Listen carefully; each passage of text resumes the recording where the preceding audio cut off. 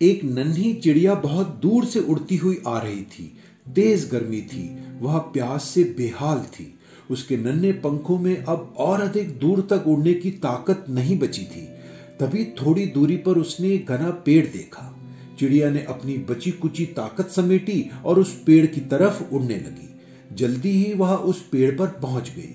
गर्मी से बचने के लिए वह पेड़ की पत्तियों के बीच घुसने लगी। डाल डाल पर फुदकते हुए वह एक घनी पत्तियों से भरी मजबूत डाली तक पहुंची। यह पेड़ के बीचों बीच थी। चिड़िया उस डाली पर बैठ गई। डाली ने देखा कि चिड़िया गर्मी और थकान से सुस्त हो रही है, तो उसे दया आ गई। डाली ने तुरंत उसे एक रस भरा फल खाने को दिया और अपने पत्ते हिलाकर उसे हवा करने लगी। चिड़िया ने उसे धन्यवाद कहा और फल खाया।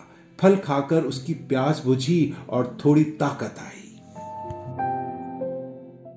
तुम्हारा घर कहाँ है? तुम कहां से आई हो? जब चिड़िया फल खा चुकी तो डाली ने सहानुभूति से पूछा। मेरा घर बहुत दूर है, एक शिकारी बाज मेरे पीछे लगा था। उससे बचते हुए मैं बहुत दूर उड़ आई हूं। अब मुझे याद ही नहीं आ रहा कि मेरा घर कहाँ है। नन्ही चिड़िया रोते हुए बोली। प्यारी चिड़िया, रो मत, तुम मेरे पास आराम से रह सकती हो। यहां तुम्हें खाने को ढेर सारे फल मिलेंगे। मेरे पत्तों के बीच तुम सुरक्षित होकर चैन से रह सकती हो, डाली ने स्नेह भरे स्वर में कहा। डरी थकी चिड़िया को डाली की स्नेह भरी बातों से बड़ा आराम और भरोसा मिला। वह अपने पंख लपेटकर डाली पर सो गई। डाली बड़े प्यार से अपने पत्तों से उसे थपकियां देने लगी। डाली के स्नेह ने चिड़िया के घाव भर दिए। अब वह निडर होकर वहां रहने लगी, आसपास उड़ती, चहकती और फिर आकर डाली पर बैठ जाती। उसके आने से डाली का अकेलापन भी दूर हो गया। दिन भर चिड़िया के चहकने का मधुर संगीत उसके आसपास गूंजता रहता। चिड़िया भी उसका खूब मान रखती, हमेशा उसकी उदारता और बढ़प्पन की प्रशंसा करती। धीरे धीरे डाली में घमंड आने लगा कि वह बहुत महान है। उसने चिड़िया की मदद नहीं की होती तो वह बाज का शिकार बन जाती। चिड़िया सिर्फ उसी के कारण जीवित है। वह अपने फल खिलाकर उसे पाल रही है और बदले में चिड़िया उसे कुछ नहीं दे सकती। डाली का स्वभाव बदलने लगा। वह चिड़िया को ताने मारने लगी। उसकी प्यारी चींची अब डाली को शोर लगती।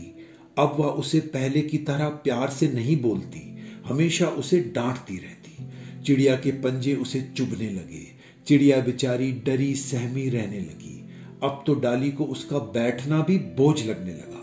उसका फल खाना भी अखरने लगा। वह हर समय कड़वा बोलने लगी। चिड़िया बेचारी रुआंसी हो गई। आखिर एक दिन डाली ने चिड़िया को डांट कर भगा दिया। चिड़िया रोती हुई पास लगी एक झाड़ी में छुपकर रहने लगी। वह कीड़े खाकर गुजारा करने लगी। पेट तो भर जाता, लेकिन डाली का पहले का स्नेह उसे बहुत याद आता। रात भर उसे डाली की थपकियां याद आती और वह उदास हो जाती। दिन भर वह इस आशा में डाली की तरफ देखती रहती कि वह उसे अपने पास बुला लेगी। इधर जैसे ही चिड़िया चली गई, डाली पर कीड़ों ने हमला कर दिया। वे उसके रसीले फल खाने उस पर चढ़ने लगे। कीड़ों ने उसके पत्तों में भी छेद कर दिए, फल खराब कर दिए। कई कीड़ों ने डाली पर जगह जगह छेद करके अपने घर बना लिए। वे बेवजह भी डाली को खूब परेशान करते, उसे काटते।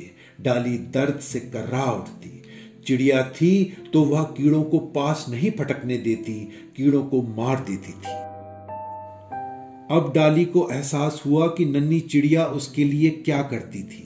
चिड़िया की वजह से ही वह फल फूल रही थी। अब तो कीड़े उसके फूलों को भी नष्ट कर रहे थे, तो फल कहां से आएंगे।